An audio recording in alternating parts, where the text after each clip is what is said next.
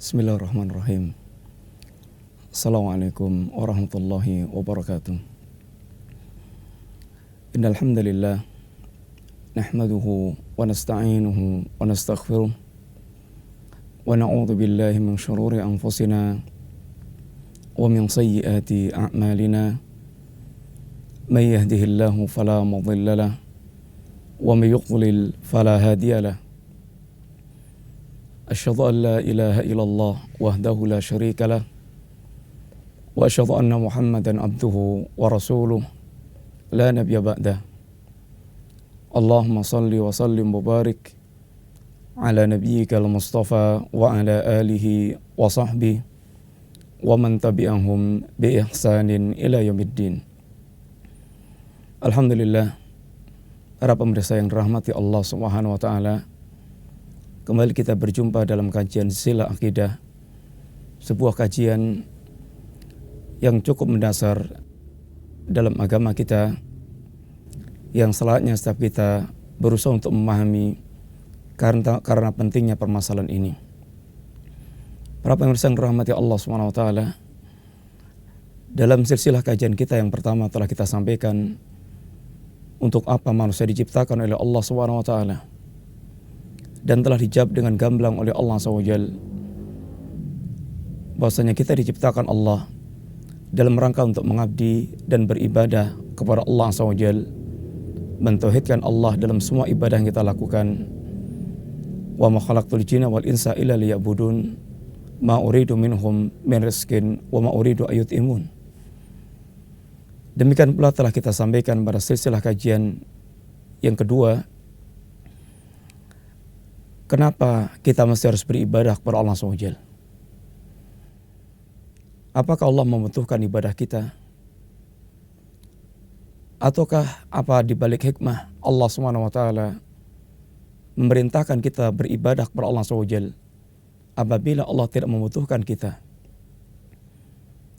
Maka sungguhnya ibadah kepada Allah SWT adalah haknya Allah, karena nikmat yang telah sekian banyak Allah berikan pada kita, bahkan tidak ada satu nikmat pun yang kita rasakan kecuali datangnya dari Allah SWT. Lalu kenapa kita beribadah kepada Allah SWT? Karena sungguhnya ibadah selain merupakan haknya Allah SWT, ibadah-ibadahnya merupakan makanan pokok yang akan memberikan kehidupan bagi ruhiyah kita, sehingga seorang tidak akan mendapatkan kebahagiaan hakiki dunia dan akhirat kecuali apabila dia beribadah kepada Allah Subhanahu wa taala.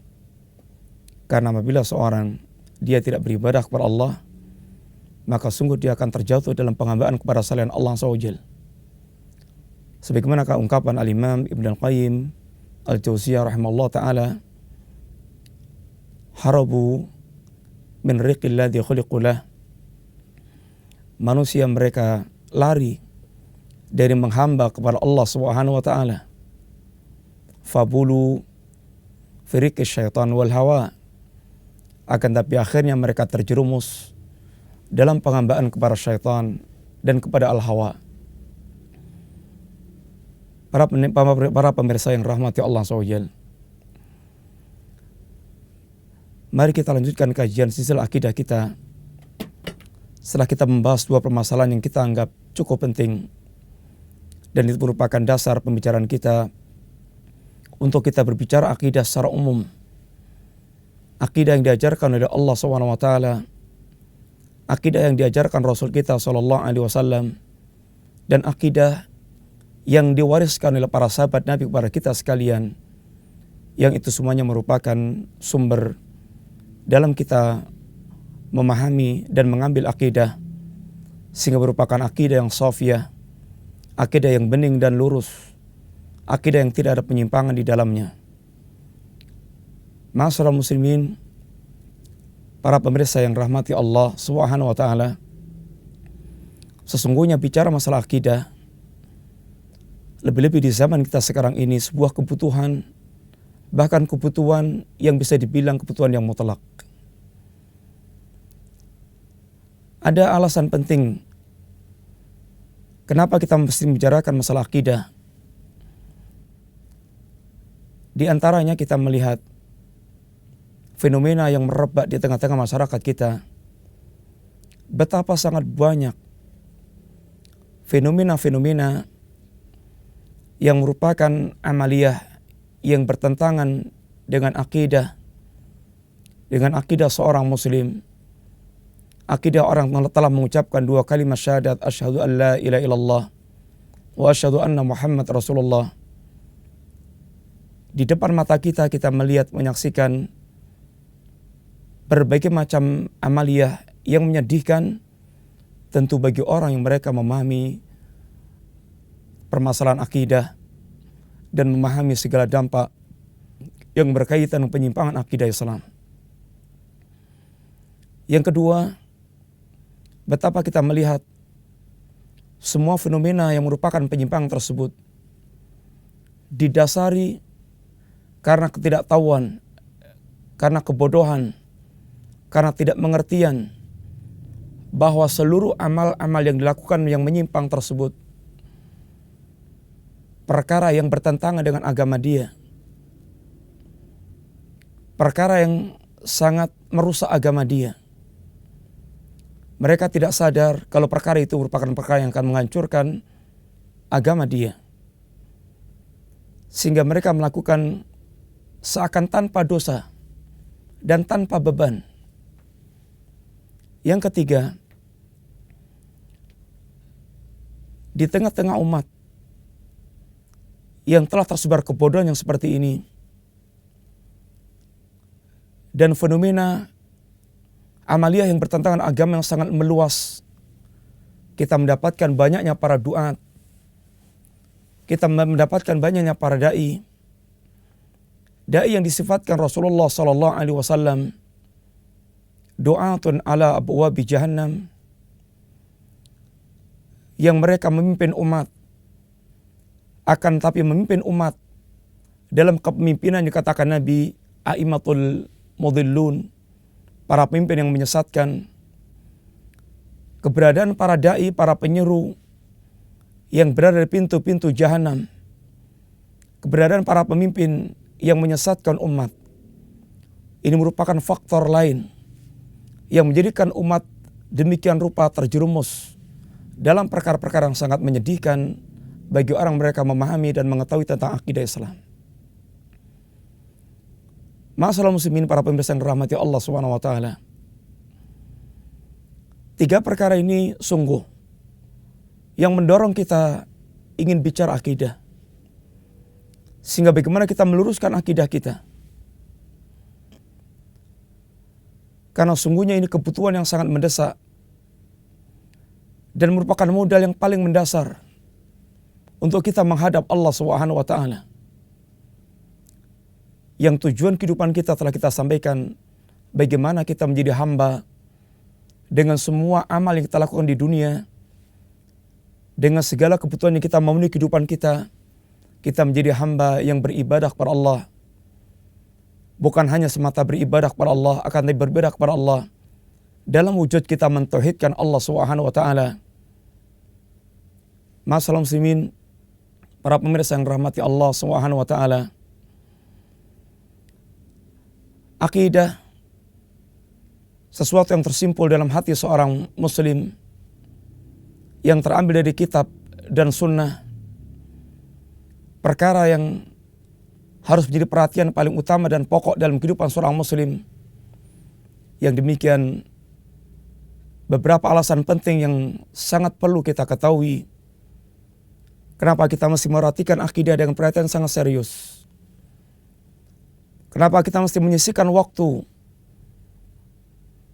Kenapa mesti kita merhatikan dengan perhatian yang penuh tentang perkara akidah tersebut? Ada alasan-alasan yang perlu kita angkat dalam kajian kita, dalam kajian silsilah akidah kita, yang mudah-mudahan semuanya menguatkan tekad kita untuk kita berangkat dalam beragama dari sisi akidah dan berdakwah dengan mengawali dengan akidah dalam rangka untuk menyelamatkan diri kita dan umat dari kebinasaan dan kehancuran yang abadi, dan merupakan jalan untuk menggapai kemuliaan yang dijanjikan oleh Allah Subhanahu wa taala. Lebih-lebih di tengah-tengah masyarakat yang dibuat bingung dengan tawaran-tawaran sangat banyak. Tawaran oleh para duat yang menawarkan solusi dan problematika umat dengan berbagai macam cara yang mereka tawarkan pada umat. Ada yang mereka menawarkan dengan tawaran politik, ada yang mereka menawarkan dengan tawaran perbaikan akhlak, ada yang mereka menawarkan dengan tawaran mengangkat ini ekonomi, ada yang mereka menawarkan dengan iptek.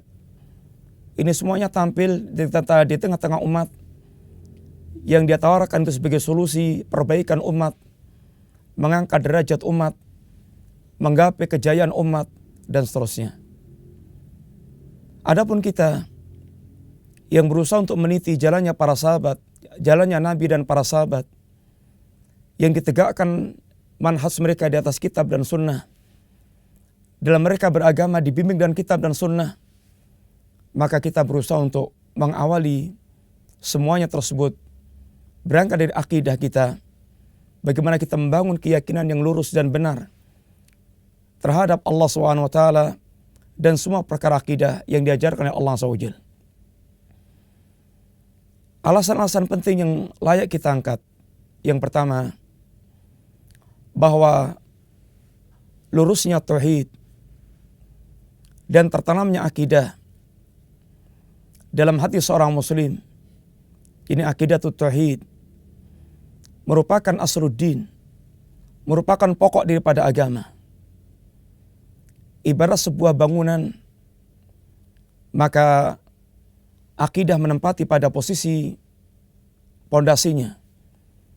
Ibarat sebuah pohon, maka akidah menempati pada posisi akarnya.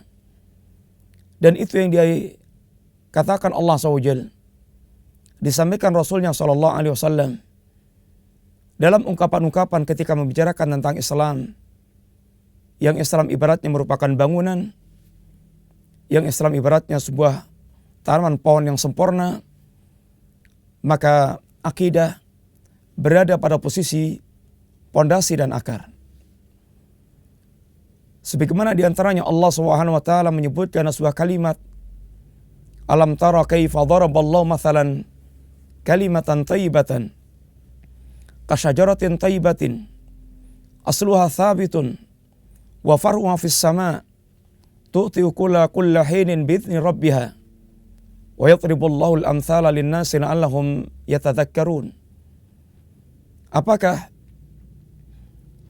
Anda tidak memperhatikan bagaimana Allah Subhanahu wa taala Rabbmu telah membuat permisalan tentang kalimat thayyibah, kalimatul Islam, kalimatul iman, kalimatul tauhid, kasyajaratin thayyibatin,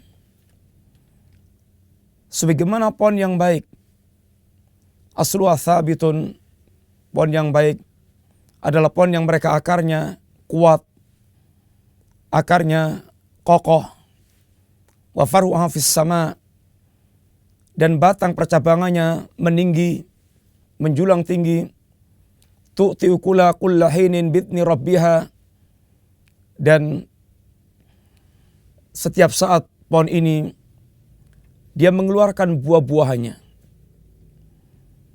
Bagaimana Allah SWT memberikan tamsil tentang kalimatul iman dengan syajarah, dengan pohon yang sempurna. Dan posisi akidah menempati pada posisi akar dari sebuah pohon. Sebagaimana pula ketika Rasulullah SAW menyampaikan tentang Islam, bunyal Islamu ala khamsin. Islam ditegakkan, bangunan Islam ditegakkan, didirikan di atas 5 perkara. Di antaranya adalah ini syahadat, yang merupakan kalimatut tauhid, yang merupakan akidah mengikat seorang muslim dalam kehidupannya, yang ini merupakan pondasi bagi bangunan kehidupan mereka. Dan tentu tidak akan mungkin kita membangun bangunan kecuali di atas pondasi, dan tidak akan dikatakan pohon kecuali tumbuh dari akar yang sehat. Dengan demikian, sungguh kita berbicara tentang permasalahan yang sangat mendasar, yaitu pondasi sebuah bangunan dan akar dari suatu pohon.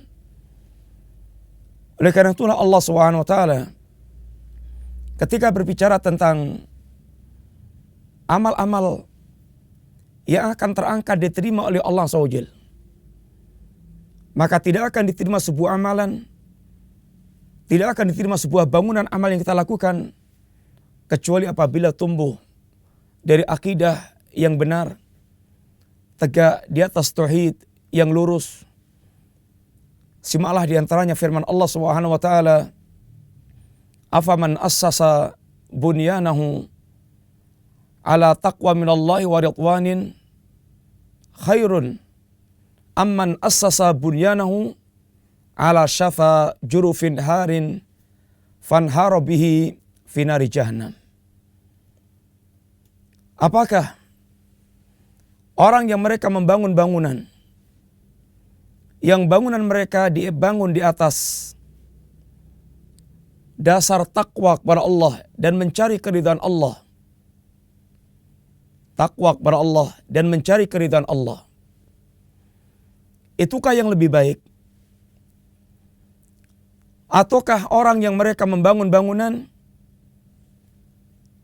ala syafa jurufin harin, di pinggir jurang?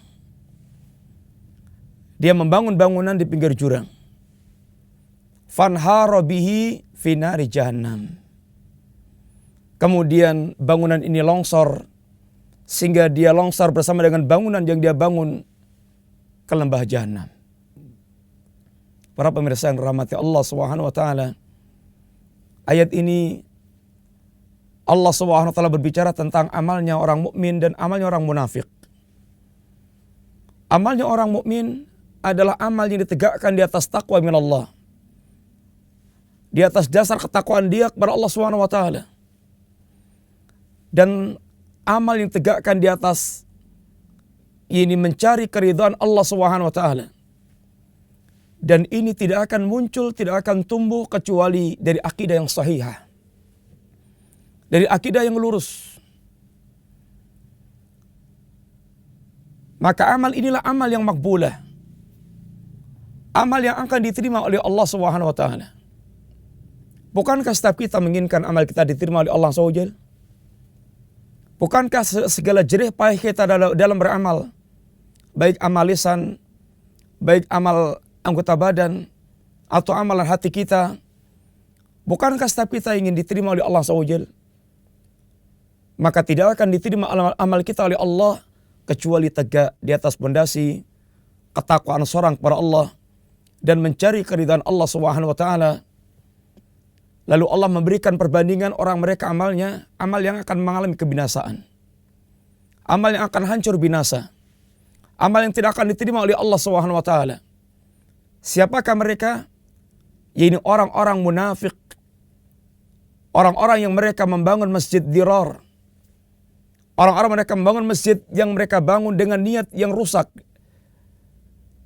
Dia bangun dengan dasar akidah yang rusak, akidah kekafiran, bukan akidah ketakwaan kepada Allah SWT, bukan karena mencari keridhaan Allah Subhanahu wa taala.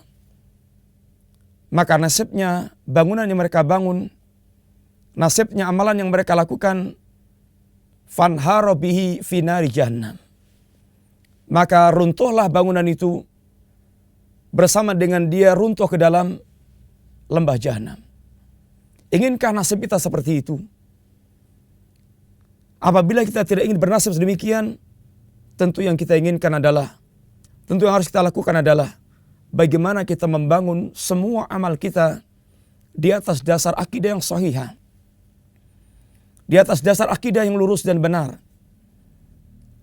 Karena ini merupakan pokok yang akan menjadikan seluruh amal kita diterima oleh Allah Subhanahu wa taala. Ini poin yang pertama, bahwasanya akidah merupakan asluddin, merupakan pokoknya agama, merupakan akarnya agama. yang tidak akan diterima semua amal agama kita kecuali apabila kita bangun di atas akidah yang lurus. Apabila tidak, nasibnya adalah wa qadimna ila ma amilu min amalin faja'alnahu haba'an mansura. Seluruh amal ketika mereka di hadapan kepada Allah SWT, maka amal orang yang mereka tidak tegak di atas akidah yang lurus, tidak tegak di atas akidah yang benar, maka bagaikan debu yang berterbangan, bagaikan debu yang berterbangan yang tidak bermanfaat, yang dia tidak lagi bisa mengambil faedah sedikit pun dari amal yang telah dia lakukan. Mudah-mudahan Allah SWT menjadikan amal kita menjadi amal yang makbulah, amal yang diterima oleh Allah SWT, amal yang akan bermanfaat bagi kita kelak, khususnya ketika kita menghadap Allah SWT, karena kita tegakkan di atas akidah yang lurus, akidah yang sahihah, akidah yang benar. Demikianlah para pemirsa, awal pembicaraan kita, alasan pertama kenapa kita mesti membenahi, meluruskan dan memperhatikan akidah kita. Wassallallahu ala nabiyyina Muhammadin wa ala alihi wa sahbihi wasallam. Assalamualaikum warahmatullahi wabarakatuh.